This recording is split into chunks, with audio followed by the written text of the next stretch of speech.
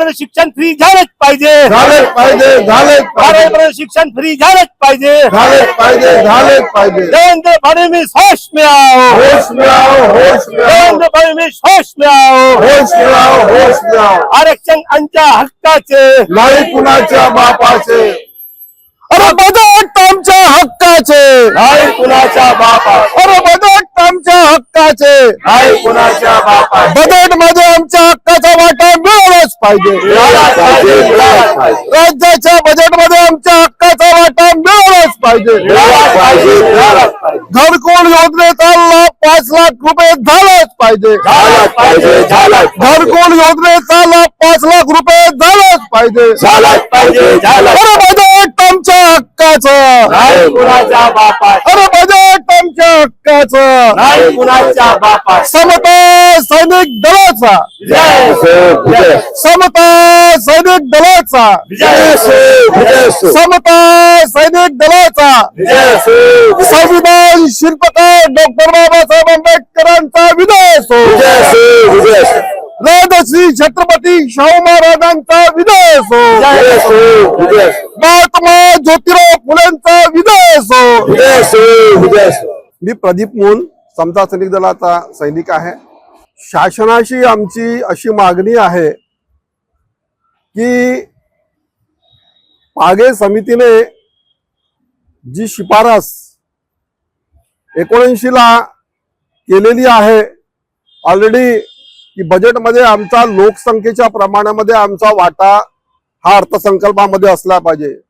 Schedule कास्टची जी राज्यामध्ये लोकसंख्या आहे 13.5 जी आहे, त्याच्यामध्ये शेड्यूल ट्राईबची 10%, भटके आणि विमुक्त जातीची, तर या सर्वांना, या वंचित वर्गाला त्यांच्या लोकसंख्येच्या प्रमाणामध्ये अर्थसंकल्पामध्ये त्यांचा वाटा निर्धारित जो आहे तो त्यांना मिळाला पाहिजे। आजपर्यंत हे झालेलं आहे की जसं मागच्या वर्षी 7.5 लक्ष कोटीचं बजेट होतं, परंतु त्या 7.5 लक्ष कोटीमध्ये आमच्या या वंचित वर्गासाठी शासनाने अत्यंत तुटपुंजी अर्थव्यवस्था केलेली आहे। म्हणजे आमच्या हक्काचा वाटा आम्हाला मिळत नाही आहे, आणि म्हणून जी अंमलबजावणी झालेली नाही, पागे समितीने जी काही शिफारस केलेली आहे, त्यानंतर सर्वपक्षीय 40 आमदारांनी मुख्यमंत्र्यांना आणि शासनाला हे सांगितलं की बाई हा कायदा करण्यात यावा, परंतु शासनाने ते अजूनपर्यंत केलेलं नाही आहे। म्हणून समता सैनिक दल सातत्याने ही मागणी रेटून हे आंदोलन करत आहे। शासनाला आमचं म्हणणं आहे की आम्ही समता सैनिक दलाचे सैनिक आहोत, बाबासाहेबांनी जी शिस्त आम्हाला दिलेली आहे त्या शिस्तीमध्ये आम्ही आहोत, अजूनपर्यंत आम्ही असा आक्रमक पवित्रा घेतलेला नाही आहे। आजपर्यंत त्यांनी मात्र याची अंमलबजावणी केलेली नाही आहे। पुनश्च आम्ही महाराष्ट्र शासनाला, महाराष्ट्र शासनाचे मुख्यमंत्री देवेंद्र फडणवीस यांना सांगतो आहोत की तुम्ही आता तरी आमच्याकडे लक्ष द्या, आणि ही जी आमची वाट्याची मागणी आहे ती लवकरात लवकर पूर्ण करा। आणि जर ही लवकरात लवकर जर तुम्ही आमची मागणी जर पूर्ण केली नाही तर तुम्ही शिस्त हे आम्ही मोडणार नाही, आमची शिस्त हे तुम्ही मोडणार आहात। आणि म्हणून याद राखा, लक्षात घ्या, आम्ही समता सैनिक दलाचे ते सैनिक, त्या महान बटालियनचे आम्ही औलाद आहोत। आम्ही जर आक्रमक जर झालो तर आम्ही कुठल्याही स्तराला जाऊ शकतो, आणि म्हणून संविधानिक पद्धतीने आमचे आंदोलन सुरू आहे। संविधानिक पद्धतीने आमची मागणी आपण पूर्ण करावी।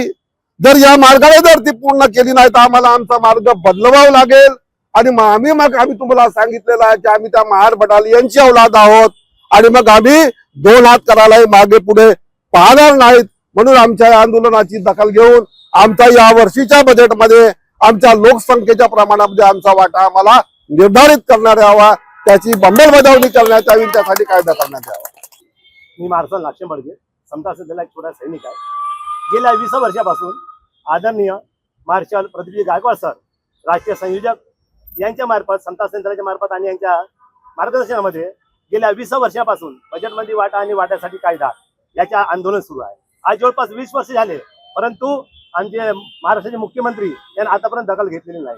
20 डिसेंबर 2017 ला महाराष्ट्रातील सर्व पक्षीय जे आमदार होते त्यांनी माननीय मुख्यमंत्री यांना निवेदन दिलं की बजेटमध्ये वाटा आणि वाट्यासाठी कायदा हा यायला पाहिजे आणि त्यांनी सुद्धा सहमती दाखवली होती. परंतु आजही आज 2026 आलेला आहे आणि आता येणाऱ्या 26 तारखेपासून आपला बजेटच्या कारवाई सुरू होईल व 6 मार्चला माननीय मुख्यमंत्री बजेट सादर करतील. परंतु आजपर्यंत त्यांनी बजेटमध्ये वाटा आणि वाट्यामध्ये कायदा हा त्यांनी मान्य केलेला नाही. त्यांच्या अशा वागण्यावरून आम्हाला कदाचित असं वाटते की देवाभाऊला आता प्रेमाने लोक देवभाव म्हणतात तर कधी त्या स्वतःला ते आता देवाभाव समजायला लागले, देव समजायला लागलेले आहे. त्यांच्या ह्या हेकापुरीपणाचं समजा असेल ते पुरजोर विरोध करते, त्यांचा निषेध करते आणि ह्या बजेटमध्ये येणाऱ्या बजेटमध्ये जर देवाभावनी बजेटमध्ये वाटा आणि वाट्यासाठी कायदा जर नाही केला तर समता सैनिक दलाच्या वतीनं प्रत्येक हप्त्यामध्ये असे आंदोलन केले जाते असे आम्ही त्यांना समता सैनिक दलाच्या वतीने त्यांना आम्ही सूचना करतो. सैनिक दलात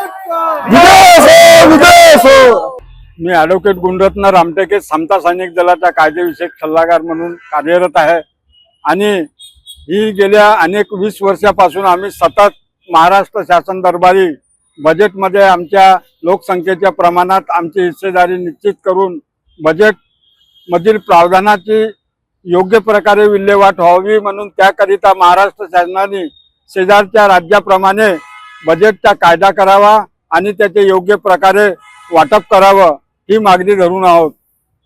मान्यवरांनी सांगितल्याप्रमाणे आम्ही सर्व आमदारांच्या मार्फत या मागणीला संसदेमध्ये उचलण्याकरिता निवेदन दिलं होतं आणि त्या निवेदनाप्रमाणे माननीय मुख्यमंत्र्यांनी त्याला वेळ न देता तशा प्रकारची कुठलीच चर्चा घडवून आणली नाही आणि त्यामुळे हा प्रश्न अनेक वर्षापासून प्रलंबित आहे आणि मुख्यत्वे करून आमच्या अशा लक्षात येते की आमच्या लोकसंख्येच्या प्रमाणात कधीच बजेटमध्ये आमची हिस्सेदारी सुनिश्चित केलेली नाही.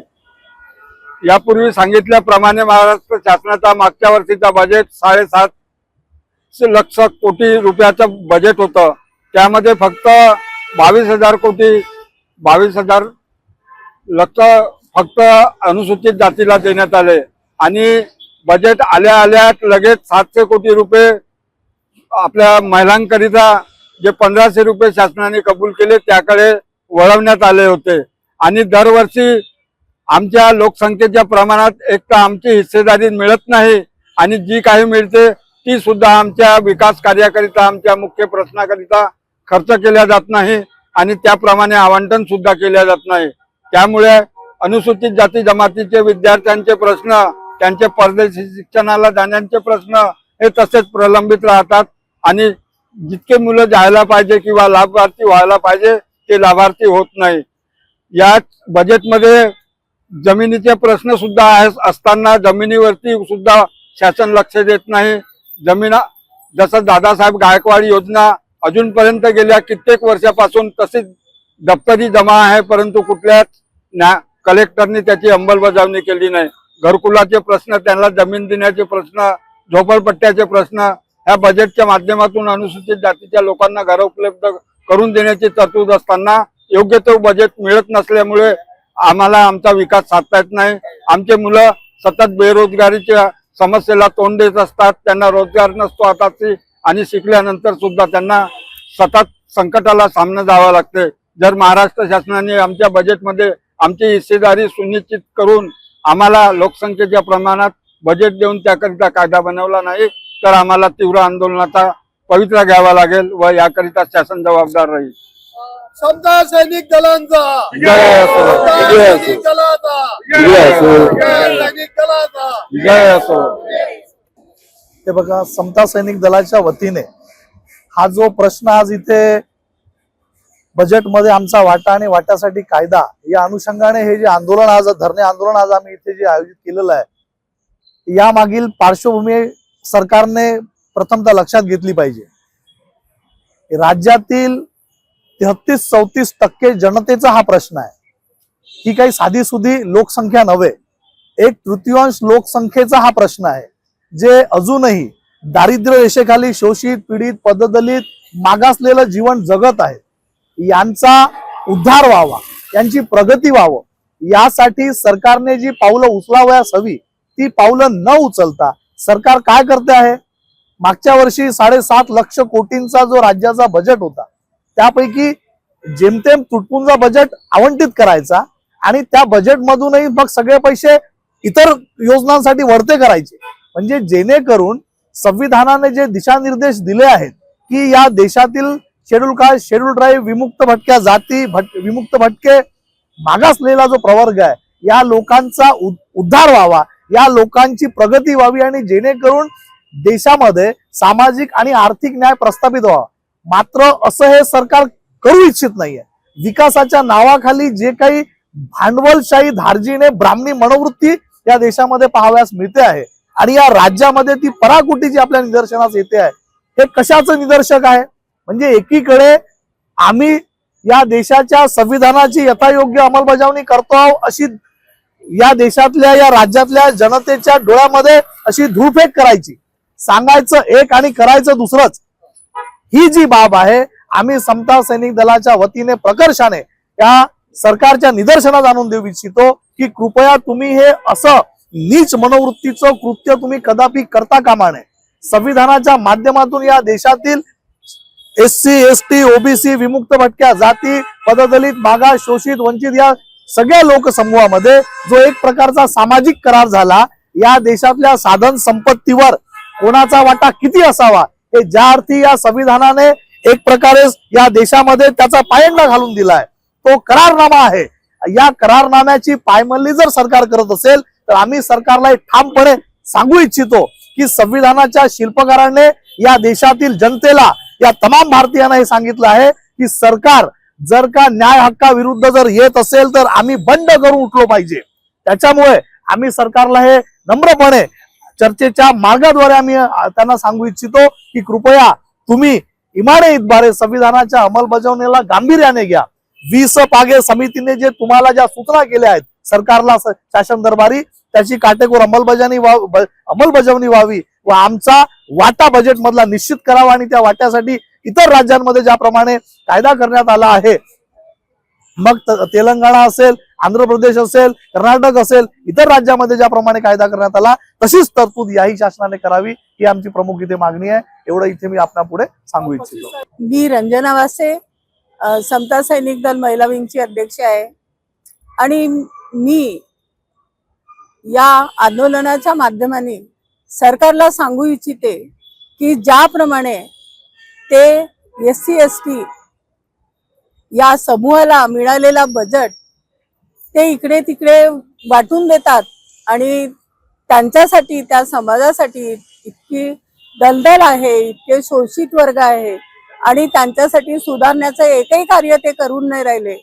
आणि अशा प्रकारे ते नेहमीच करतात. तर या वर्षीचं जे बजेट आहे 6 मार्चला जे घोषित होणार आहे महाराष्ट्र शासनाचं, तर मी त्यांना सांगू इच्छिते की त्यांनी या बजेटमध्ये म्हणजे वाटा निर्धारित करावा आणि त्या वाट्यासाठी कायदा सुद्धा करावा जसा इतर राज्यामध्ये केला गेलेला आहे.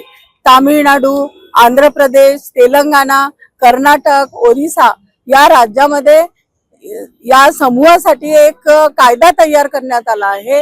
म्हणजे तो त्यांना जो वाटा मिळेल त्यानुसार तो वापरला जाईल आणि त्यांची प्रगतीच्या दिशेने तो उपयोगात आणण्यात येईल. तर महाराष्ट्र शासनाने याच्याकडे विशेष लक्ष द्यावे, नाहीतर समता सैनिक दल राज्य स्तरावरही हे आंदोलन नेईल आणि जन आंदोलन सुद्धा करेल, ते मागे हटणार नाही. बजेट आंदोलन जिंदाबाद, बजेट आंदोलन जिंदाबाद. समता सैनिक दलाचा विजय असो, विजय असो, समता सैनिक दलाचा विजय असो, विजय असो, समता सैनिक दलाचा विजय असो, विजय असो. बोल सैनिका हल्ला बोल, हल्ला बोल, हल्ला बोल, बोल सैनिका हल्ला बोल, हल्ला बोल, हल्ला बोल, बोल सैनिका हल्ला बोल. हल्ला बोल, हल्ला बोल. भारतीय संविधानाचा, विजय असो, विजय असो, सामाजिक न्यायाचा, विजय असो, विजय असो, आर्थिक न्यायाचा, विजय असो, विजय असो, समता सैनिक दलाचा. विजय असो, विजय असो. शिक्षण आमच्या हक्काचे, शिक्षण आमच्या हक्काचे.